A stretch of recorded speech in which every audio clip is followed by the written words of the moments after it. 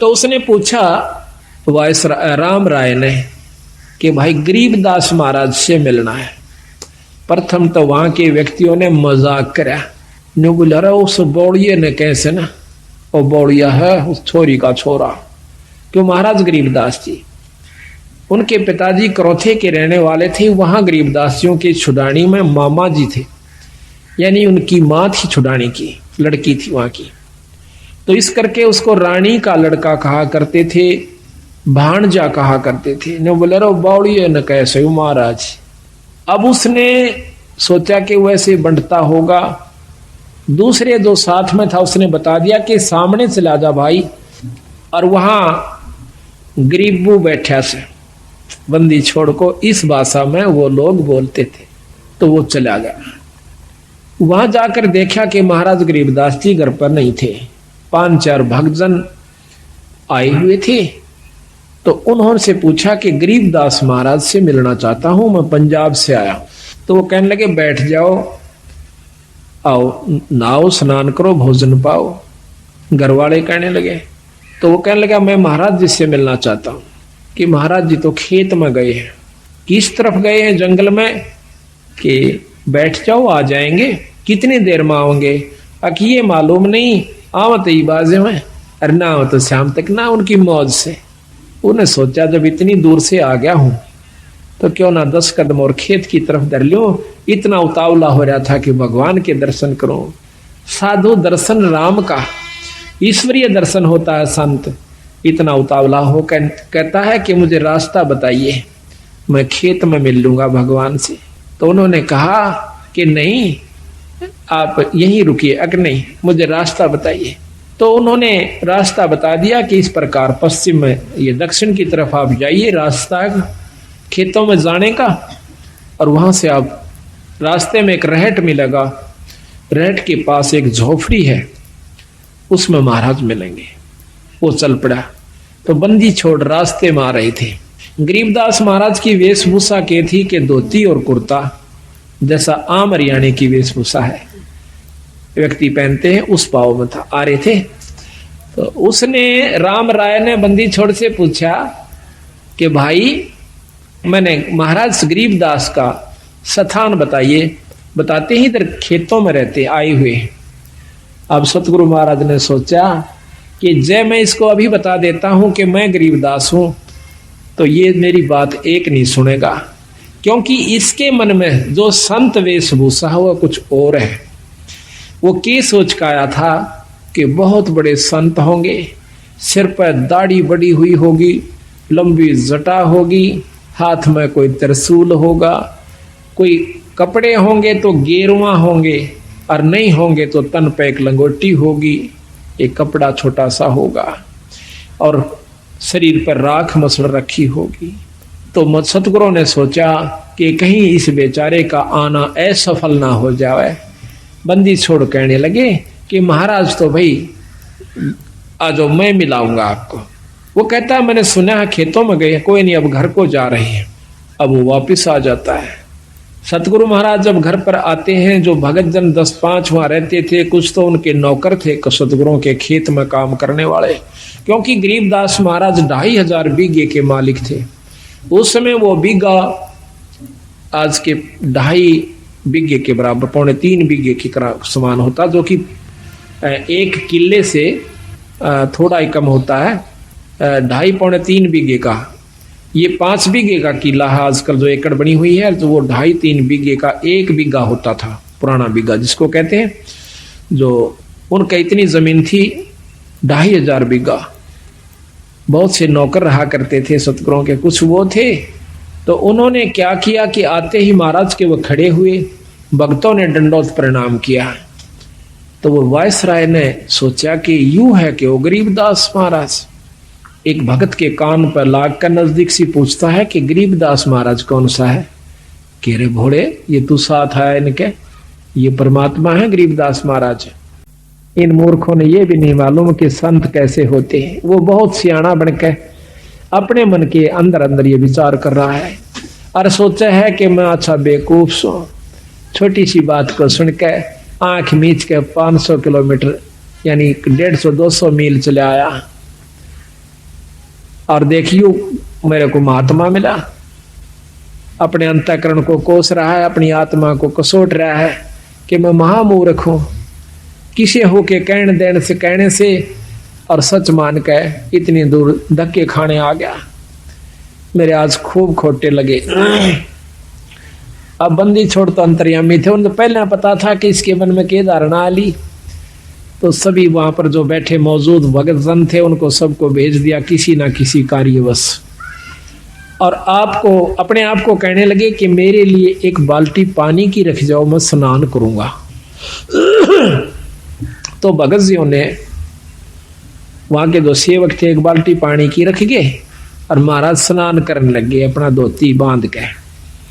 स्नान जब कर लिया तो स्नान करने के बावजूद जो सूखी धोती थी दूसरी धोती बदली, तो महाराज जी ने एक उंगली का ऐसे दूर कर ली, हाथ से न्यू कर लिया। ऐसा महसूस हो रहा कि जैसे इसका कोई चोट लगी हुई है। राम राय वहां पर बैठा था, उसको कहने लगा भाई राम राय, प्रथम तो महाराज ने नाम भी नहीं पूछा था उसका कि तेरा क्या नाम है, और उनका स्वाभाविक नाम ले दिया कि राम राय एक बार आना भाई, मेरे हाथ का चोट लगी हुई है और मेरी यह धोती बांध दे। धोती के ऊपर एक और धोती का हिस्सा जिसको अड़बंद कहते हैं रोहतक की भाषा में, हरियाणा की, यानी ये 3-4 जिला में तो ये अड़बंद कैसे, यानी धोती के ऊपर का जैसे समझ लो एक अलग से कपड़ा बांध ले, लेकिन वो कपड़े का ही एक हिस्सा मजबूतीकरण की खातिर बेल्ट की तरह बांधा जाता है। तो वो कहने लगा इस मेरे अड़बंद को आप अपने हाथ से बांध दीजिए, मेरा हाथ काम नहीं करता। अब वो उठ करके और धोती का ऐसे कपड़ा बांध रहा है, तो वह धोती महाराज के शरीर के अंदर से निकल कर और उस धोती के हिस्से का गांठ लग जाती है। अब राम राय ने सोचा कदे तेरे धोखा लग गया हो, फट खोली दोबारा, और सतगुरु ने मुंह एक तरफ कर लिया कि जानू देख ही नहीं रहे हो। तो उसने फिर जल्दी से दोबारा फिर बांधा, फिर इसी प्रकार गांठ लगाने लगा। गांठ बंदी छोड़ गरीबदास जी के शरीर में आकर पार हो गया धोती, और धोती का गांठ लग गई। तीसरी बार फिर किया, तीसरी बार कर लिया। जो बंदी छोड़ कहते हैं राम राय, अरे मैं तो एक साधारण सा व्यक्ति हूं भाई, हम तो एक छोटे से जमींदार व्यक्ति हैं, और आप पे यह गांठ नहीं लागी रहे, की बात होगी। अब राम राय एकदम सहम जाता है, और को तेरे की, ये तो पूर्ण परमात्मा है, ये तो सिद्ध पुरुष है, चरणों में गिर जाते हैं। नो का भगवान मुझे मालूम नहीं था, हे सतगुरु हम तो अज्ञानी जीव हैं, मेरे मन की जो धारणा कुछ और थी मालिक, आपने मेरा भ्रम दूर कर दिया। सतगुरु महाराज कहने लगे भाई एक ना भूला दो ना भूली, या भूली सब संसारी। ये सब संसार के उलझेड़ा से तेरा कसूर नहीं भाई। प्रथम तो हम राम नाम नहीं चाहते, राम नाम चाहते भी हैं तो भगत जी हम कुछ और ही धारणा बना रखी है। संत का होना कोई वेशभूषा से नहीं होता राम राय, संत कोई लाल कपड़े पहन लेने तो नहीं हो जाता, गढ़ में माला डालन मात्र से राम परमात्मा का की उपलब्धि उसको नहीं हो जाती, ना ही धोने पर बैठने से भगवान प्राप्ति होती है। परमात्मा की पाने के लिए एक साधारण सा तरीका है जो कि हम बताते हैं। तो वो कहता है सतगुरु मैं इतनी दूर से आया हूं और आपकी अमृतमयी मुखवाणी से, आपकी अमृतमयी वाणी से, आपके मुख कमल से सुनना चाहता हूं मालिक। अगर आप मुझे योग्य समझें तो कुछ सतगुरु समझाने की कोशिश कीजिए। तो बंदी छोड़ ने उसका नाम झुमकरा रख दिया कि झुमकरा। भाई झुमकरा क्यों रखा उसका नाम, कि उसका मन झूम रहा था, वो डगमग था बेचारा, बहुत विचलित था, तो इसलिए उसको झुमकरा कहा। तो यहाँ कहते हैं वो था विष्णु उपासक थे राम राय जी, क्योंकि पंजाब के अंदर भी बहुत उपासना भगवान विष्णु कृष्ण जियों की, यानी 90% अब भी हो रही है। तो यहाँ बताते हैं कि ले राम राय मैं तुझे समझाता हूँ परमात्मा के बारे में। अथ झुमक रे पृष्ठ नंबर 670 सतगुरु गरीबदास महाराज की वाणी के ग्रंथ साहिब का पृष्ठ नंबर 670। नाभ कमल में बैठिए रे झुमकरा, चल बंक नाल के घाट सुनो रे झुमकरा। अब शरीर के अंदर प्रवेश करके उसकी सूरत को अपनी शक्ति से सतगुरु महाराज कहते हैं कि नाभ कमल में बैठिए रे झुमकरा, चल बंक नाल के घाट सुनो राई झुमकरा। नाभि कमल अंदर सूरत समो और नाभि कमल है सुंडी के पीछे ने, इसमें चलिए और वहां से फिर बंक नाल एक नाड़ी से पतली सी उसके महा का प्रवेश जब ये सुरत करती है वह नाड़ी सुरंग के समान लगती है। जैसे दूरबीन को उल्टी तरफ से देखा है इतनी होती है, वह कम से कम 20 फुट लंबी नजर आ कर है और बहुत चौड़ी नजर आवेगी दूरबीन। हम ये लेवल मशीन होती थी हमारे महकमे में, उसको जब उल्टी तरफ देखते थे वह इतनी होती है एक बिलांत की, और उल्टी तरफ से देखते तो वह कम से कम 10 फुट की इतना चौड़ा लंबा उसका विस्तार नजर आया करता था उस लेंस के कारण। इसी प्रकार जब ये आत्मा ये जीव उस बंक नाल में प्रवेश करता है तो फिर ऊपर को यानी इन हड्डी के बिल्कुल साथ साथ अंदर की तरफ रीढ़ की हड्डी जिसको मेरुदंड भी कहते हैं, इसको कड़का बांस भी कहें से, इसके साथ साथ से अंदर की तरफ चलती है। उसमें काफी बंक हैं, ऐसे नो मोड़ के कभी यूं भी घूम जाती है मेरुदंड के साथ से, कभी सीधी चल रही है, कभी नो मुड़ जाती है, कभी यूं घूम रही है, इसको बंक नाल कहते हैं। ये कई प्रकार की हैं, इस हर एक शरीर की न्यारी न्यारी बंक नाल है। सूक्ष्म शरीर भी है, स्थूल शरीर की न्यारी है, सूक्ष्म शरीर की बंक नाल अलग है, कारण की अलग है, और फिर इस बंक नाल के पार जीव ने जाना हो से। नाभि कमल में बैठिए रे झुमकरा, चल बंक नाल के घाट सुनो राई झुमकरा। इला पिंगला फेरिए रे झुमकरा, उतरो ओगट घाट सुनो राई झुमकरा। इला इला नाड़ी है बाई और पिंगला है दाई। इला पिंगला फेरिए एक प्राणायाम करना पड़ता है जिसमें पहले इला से सांस लीजिए, फिर पिंगला में छोड़ दीजिए, फिर उल्टा ही पिंगला से वापस लीजिए, वापस फिर इला से छोड़ दीजिए। एक प्राणायाम हो गया। इसको ज्यादा करने से वो सुषुम्ना का यानी तीसरी जो नाड़ी है जहां से जैसे ये सांस गया फिर दूसरा वापस है, इनके बीच में एक और सुराख से, यानी ये नाक दोनों तरफ से जैसे अपना यहाँ पर बंद है, ये आगे जाकर के थोड़ा सा अंदर में घुस जाता है। अंदर में घुस के इसके अंदर आर पार स्थान है, जैसे को पशु का नकेल गाल दे नाक फोड़ के और उसमें सुराख, ऐसे इसमें बीच में सुराख है एक बहुत बारीक, और उस सुराख में फिर एक और सुराख है जो ऊपर न चढ़ता है, वो सुषुम्ना द्वार है। तो वहां कहते हैं सुषुम्न सोरत लगाइए राय झुमकरा, वो खोलो बजर कपाट सुनो राय झुमकरा। अंदर जो वस्तु है वो वहां से शुरू होगी, वो अंदर बजर कपाट से, और वो सतगुरु के नाम की कृपा से खुल सकते हैं। योगी लोग अपनी साधना से खोलते हैं, बहुत वर्ष बीत जाते हैं, और नाम की कृपा से सतगुरु की रजा से इस नाम का इतना प्रभाव होता है, अंतःकरण साफ होकर ये रोम रोम करनाने लग जाएगा। आत्मा समय समय पर रह रहकर ईश्वर को रोना शुरू कर देगी, तो समझो आपका सब कुछ खुल गया, सुषुम्ना भी खुल गई, ब्रह्मरंध्र भी खुला हुआ है। तो जब तक प्रेम जीव में नहीं आता तब तक मुक्ति का अधिकारी नहीं होता। जब सत्संग सुनकर उसकी आंखों में तो पानी नहीं पड़ रहा है, या सुमरण करते हुए अंतःकरण में उसमें ठेस नहीं लग रही है तो भक्ति प्रवेश नहीं हो पाई है। कोशिश कीजिए और ज्यादा।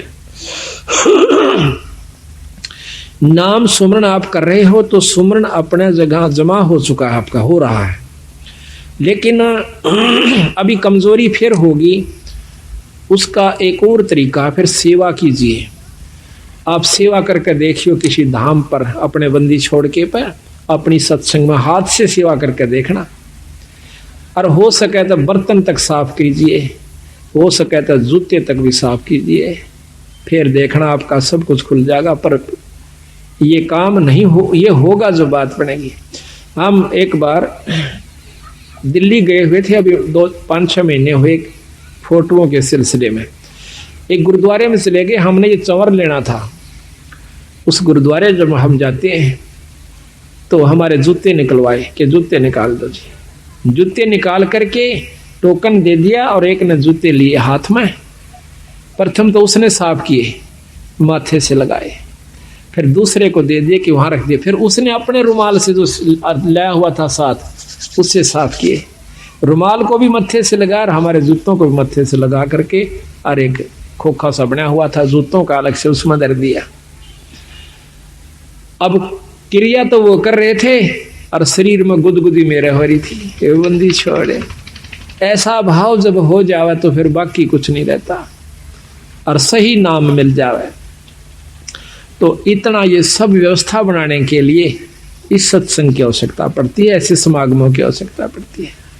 अभी तक हमने क्या देखा है कि हम कभी सत्संग में जाते नहीं, जाते हैं तो सिर्फ एक मुश्किल से अपना फॉर्मेलिटी सी करके चले आते हैं।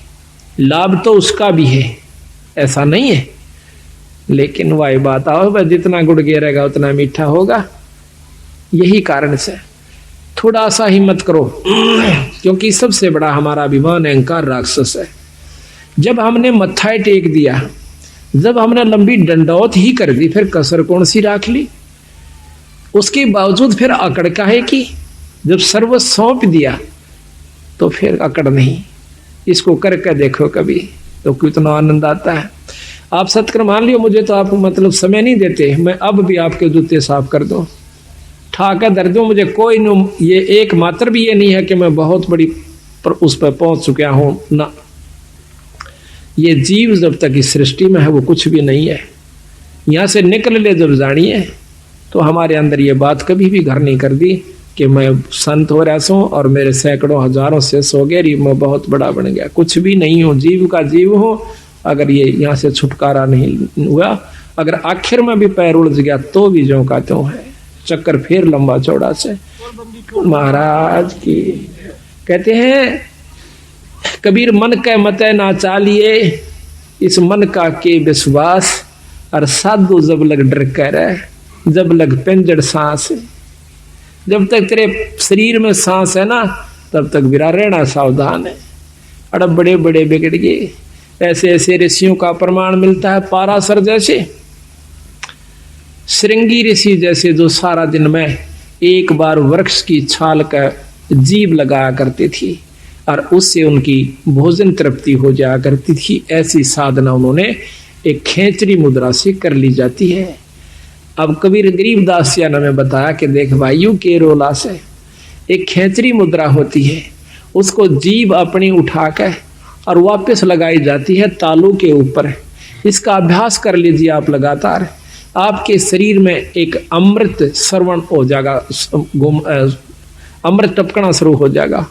इस तालू के ऊपर या जीभ से ऊपर लटके से ना, इसके ऊपर एक अमृत सरोवर है, उसमें अमृत है हमारे शरीर में, पानी सा है।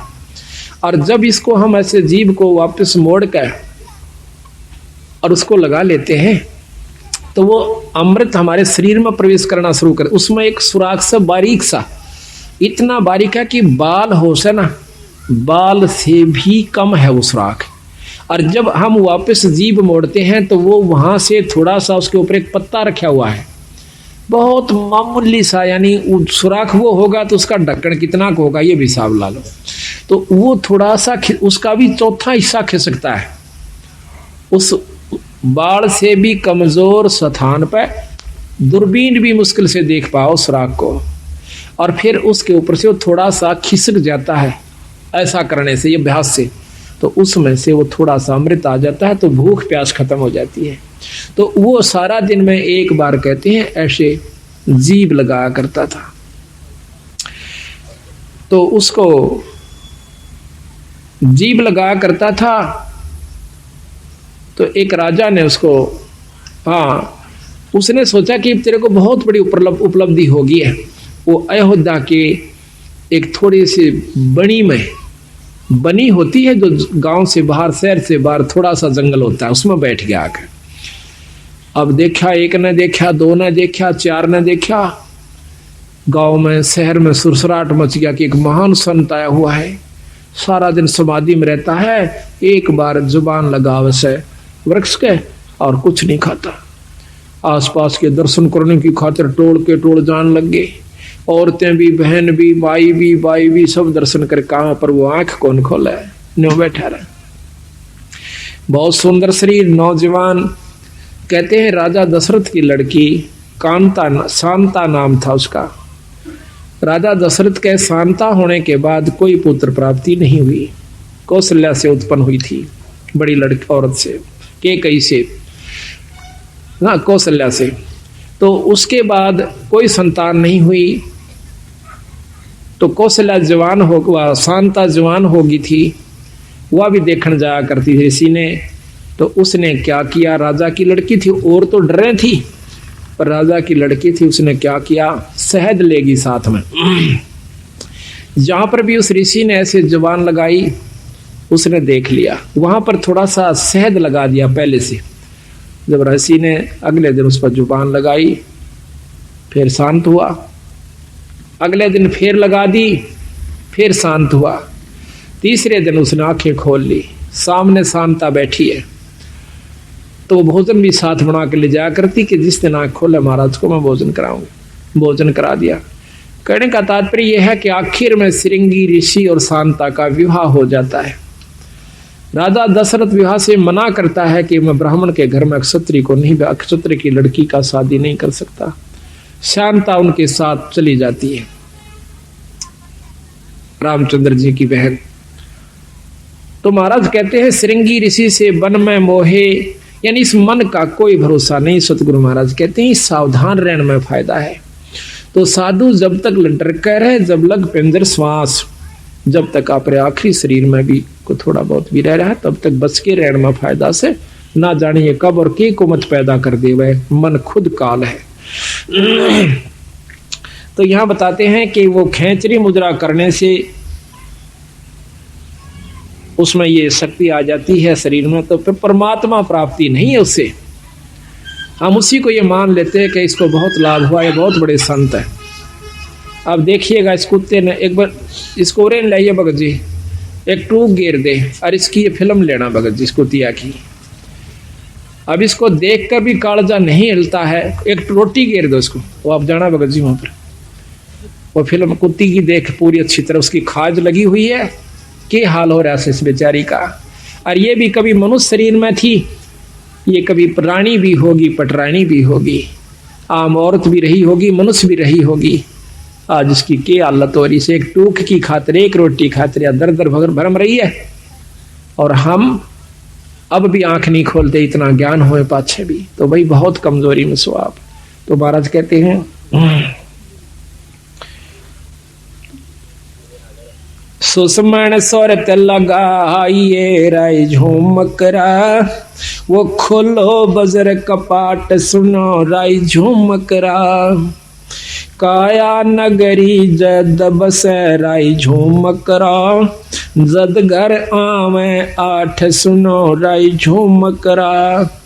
ये काया नगरी जब बसेगी, जब भगवान भजन के काबिल होगी, जब इसमें सील, संतोष, विवेक, अक्षमा, भाव, भक्ति, नम्रता, दया, ये 8 प्रकार की व्यवस्था उत्पन्न हो जाएगी, अहंकार खत्म हो जाएगा। काया नगरी जद बसे राय झूमकरा, जद घर आवे 8 सुनो राय झूमकरा। द्वादश बांध लगाइए राई झूमकरा, नक सरवर पे ध्यान सुनो राई झूमकरा। शंख पदम उजियार है रे झूमकरा, जा कोट कलास सिभान सुनो राई झूमकरा। फिर उस ईश्वरीय शक्ति का आप दर्शन कीजिए। जा दोना मरुआ फूल है राई झूमकरा, अक्षय वृक्ष स्थान सुनो राई झूमकरा। राय चमेली केवड़ा रे झूमकरा, सूरजमुखे शोभान सुनो राई झूमकरा। सुरत नरत दो अंसणी रे झूमकरा, मान सरोवर नाम सुनो रे झूमकरा। के अंदर जब आप जाओगे, अंदर ईश्वरीय शक्ति की आपको झलक होना शुरू होगी। अब कोई तो शुरू में ही प्रकाश नजर आता है, कोई भी इष्ट है, कोई भी देव है, उसका प्रकाश होता है। योगी जन या साधक जन, भगत जन, एक बार थोड़ी सी ऊपर झलक हो जाती है किसी प्रकाश की, किसी इष्ट की, तो वो सोच लेता है कि मैंने बहुत कुछ प्राप्ति होगी। तो कहते नहीं, अभी तो बहुत ऊपर जाना है। जैसे 0 के बल्लभ का भी प्रकाश होता है और 60 के बल्लभ का भी प्रकाश होता है, 100 का भी, मरकरी का भी, 1000 वाट के का भी, पर उसमें अंतर होता है। इसी प्रकार हर इष्ट में, हर परमात्मा में ब्रह्म, पार ब्रह्म, पूर्ण ब्रह्म, इनमें सब मंत्र बताया सतगुरु महाराज ने कि जब तक आप पूर्ण ब्रह्म से नहीं आपका संपर्क होगा, वो भक्ति नहीं मिलेगी, तब तक आप मुक्त नहीं हो सकते। लेकिन अभी तक जो ये झलक दे रहे हैं, जो झुमकरा को, राम राय को ज्ञान था 3 लोक की भक्ति का, वही बता रहे हैं। अनभय मालन ओ तेरी रे झुमकरा, फूलन सेज बिछाई सुनो राई झुमकरा। छतर सिंहासन श्वेत है रे झुमकरा, पलकों चौरा डुराई सुनो राई झुमकरा। अरस देवंगना गाँव ही रे झुमकरा, अनहद सबद घमोड़ सुनो रे झुमकरा। बिन पग का जा पंथ है रे झुमकरा, मकर तार की डोर सुनो राई झुमकरा। और कहूँ कुछ और है रे झुमकरा, बिन देही का देव सुनो रे झुमकरा। स्वर्ग रसातल में बसे रे झुमकरा, जाके कर ले सेव सुनो राई झुमकरा। 3 चरण चंता मणि राई झुमकरा, गर्दन गरीब मरोर सुनो राई झुमकरा। इस प्रकार सतगुरु महाराज उनको बता रहे हैं कि भाई इस प्रकार आप अंतःकरण में जा, अपने अंदर में, शरीर में प्रवेश कीजिए, फिर उस ईश्वर का, ईश्वरीय शक्ति का आप लाभ लीजिए। अगर जब तक आप ये लाभ नहीं पाओगे, तब तक ऊपर की बातें तय पूर्ण लाभ प्राप्ति नहीं होगा। केवल पाठ मात्र से भी लाभ नहीं है, केवल आपको दाम पर जाने से भी लाभ नहीं होगा, केवल सत्संग मात्र कराते रहने से ही लाभ नहीं होगा, जब तक आप अपने अंतःकरण में झांक कर नहीं देखोगे। लेकिन इन सारा के बिना ये काम नहीं हो सकता। ये कार्य सारे जरूरी हैं। खेत को पहले संवारा जावा से, उसको संवार करके फिर बीज बोया जाता है। बीज बोने के बाद भी उसकी बहुत संभाल करनी पड़ती है, जब जाकर के हम उसकी पूरी परिपक्व फसल ले सकते हैं। इसी प्रकार परमात्मा के नाम पर लगने पहले सत्संग की आवश्यकता होती है। नाम लेने के बावजूद सेवा, सत्संग और दान धर्म की पूरी आवश्यकता पड़ती है। साधुओं की सेवा, संतों की सेवा, सत्संग की सेवा, ये भी साथ चलेगी। जिस प्रकार खेत में बीज बोए पाछे उसमें खाद, पानी, रखवाली, सारी चीज की आवश्यकता पड़ती है। ठीक इसी प्रकार नाम ले लेने मात्र से कोई न सोचे कि ईब में अपने आराम से घर बैठ कर ही भक्ति कर सकते हो, घर बैठ करके। पर आज के युग में इतना सुलभ नहीं है कि आप घर बैठ करके ही इन बुराइयों से बचे रह सकते हो। ये तो बार बार जैसे कितना सुथरा मकान हो और सारे के चिप्स ला रखी हो उसको आप बंद कर दीजिए। एक हफ्ते के बाद खोलिए, उस पर दो सूत उस पर धूल जमी मिलेगी। जबकि खूब बंद कर दिए खिड़कियों को, दरवाजों को, फिर भी उसके ऊपर डस्ट यानी धूल जमी पाओगी। मेज पर देखना कपड़ा मार के एक हफ्ते के बाद। इसी प्रकार अगर आप सत्संग में नहीं आओगे तो आपके अंतःकरण में इतना मैल जमा हो जाएगा और एक समय ऐसा होगा कि आपको सुमरन और सत्संग कड़वा लगने लग जाएगा। अगर आप ये वीडियो YouTube पर देख रहे हैं तो हमारे चैनल को सब्सक्राइब करें और बेल आइकन को दबाना ना भूलें। अगर आप Facebook पर ये वीडियो देख रहे हैं तो हमारे पेज को लाइक करें।